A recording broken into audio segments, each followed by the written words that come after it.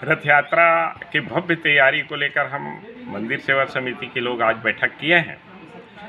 अखंड राम नाम संकीर्तन के साथ 3 दिवसीय रथ यात्रा पर्व हम लोग मनाएंगे, जिसमें करीब 20,000 से अधिक श्रद्धालु यहाँ भगवान मंदिर परिसर में उपस्थित होते हैं। सबको प्रसाद मिले, इसके लिए व्यवस्था है। किसी व्यापारी से मैं स्वयं राजगामी संपदा न्यास का एक सदस्य हूँ और पिछले 5 वर्षों से वहाँ बैठकों में जाता हूँ। आपको ये जानकर प्रसन्नता होगी कि इस वर्ष पिपला कछार, झरझरा घाट और जंगलपुर की ज़मीन की नीलाम से करीब 50 लाख रुपए का राजस्व राजगामी संपदा न्यास को प्राप्त हो रहा है। राजगामी संपदा न्यास को प्रतिवर्ष इस तरह की राशि प्राप्त पाणादा से होता है, पर जब पाणादा में खर्च करने का हम प्रस्ताव रखते हैं तो उस पर सहर्ष स्वीकृति प्राप्त हो रहा है। आप पिछले 13 वर्ष से हम सूर्यमुखी देवी स्मृति समारोह राम कथा समागम करते आ रहे हैं। इस बार उस राशि को रिलीज करने के लिए रोक दिया गया है। बार बार निवेदन करके, अनुनय विनय करके, पत्र दे करके उनसे निवेदन किया गया है, पर अभी तक के वह राशि रिलीज नहीं हुआ है। राजगामी संपदा न्यास भगवान जगन्नाथ मंदिर के सामने विशाल सत्संग भवन है, वो भी अपने रख रखाव के अभाव में खंडहर बनने जा रहा है। उसके लिए भी राशि राजगामी संपदा से प्राप्त होना चाहिए, कम से कम 10 लाख रुपए।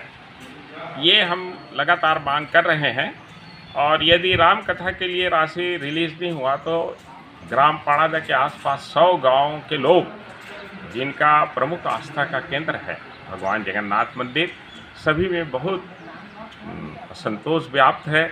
सब लोग चाहते हैं कि मंदिर प्रांगण में सूर्यमुखी देवी जी की स्मृति समारोह मनाया जाए। यहाँ 700 एकड़ ज़मीन ग्राम पाणादा में स्थित है और हम सब मंदिर सेवा समिति के और आम नागरिक इस मांग को बहुत पुरजोर तरीके से मांग उठा रहे हैं कि राजगामी संपदा के ज़मीन से प्राप्त होने आय से कम आधा राशि पाणादा मंदिर के विकास के लिए खर्च होना चाहिए। ये मेरा विशेष आग्रह है। कारण ये है कि राजगामी संपदा के अन्य मेरे सम्मानित साथीगण राजनांदगांव के निवासी हैं, तो और सब अधिकारी भी राजनांदगांव के हैं। कलेक्टर साहब प्रबंध कारिणी समिति के अध्यक्ष हैं, एसडीओ साहब वहाँ के राजनांदगांव के एसडीओ साहब पदेन सचिव हैं, वहीं के तहसीलदार व्यवस्थापक हैं।